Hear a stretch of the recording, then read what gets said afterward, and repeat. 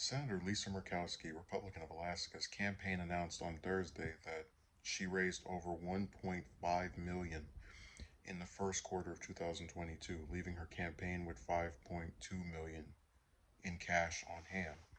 Murkowski is among a handful of Republicans fighting for re-election against the Trump-backed primary challenger. We are humbled by the overwhelming support our campaign continues to receive, Nate Adams, Murkowski's campaign manager, said in a statement.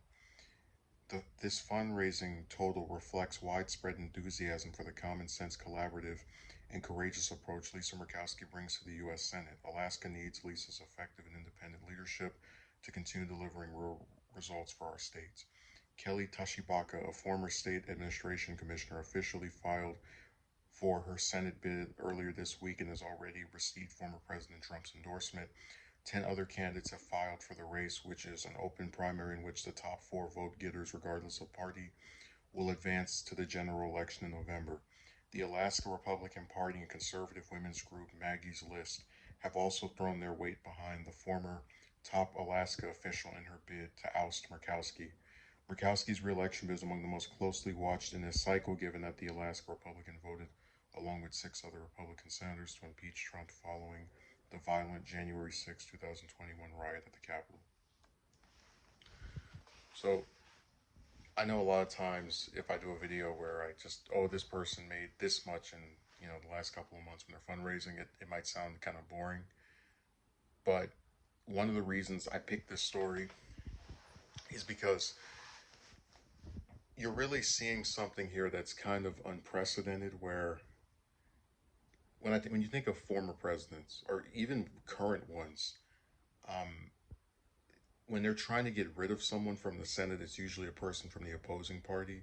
Like it's kind of it was always accepted by, whether it be Obama, Bush, Clinton. You can go down the list, that there are members of my party who will disagree with me sometimes, who will vote against me on occasions, but I'm going to brave the storm and just kind of, if I don't like them as office holders, I just won't say anything.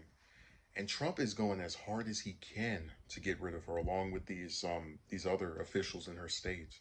So it's kind of, in a way, it's more Republican versus Republican than Republican versus Democrats. Because even if she wins the primary, at least, or rather, excuse me, if she gets the most votes in the primary, she's still going to have to brave the storm of going against her own party all the way up until November. So I see this as a good thing, because I do want her to get reelected. I've mentioned that before. Um, and I do think another part of it that plays into this is that she has more name recognition than her challenger. The thing about a lot of long-term senators is that they're, like, politicians aren't really, I wouldn't call them, for the most part, celebrities, because you can ask regular people who their senator is and they don't know. But if someone's been in office for 10, 20, 30 years, which Murkowski hasn't been in there for 30 years, but whatever, just an example, there's a higher chance of people being aware of them than some new random person that, Trump endorsed last week.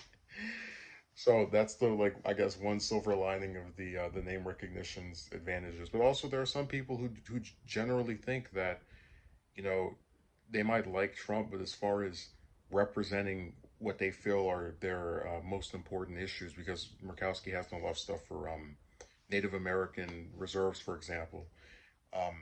They think, they want to keep this person.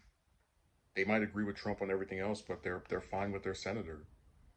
They're not going to get rid of her over one vote. That's the way it seems from these fundraising totals. Again, the race is still multiple months away, but this is a good sign in her favor.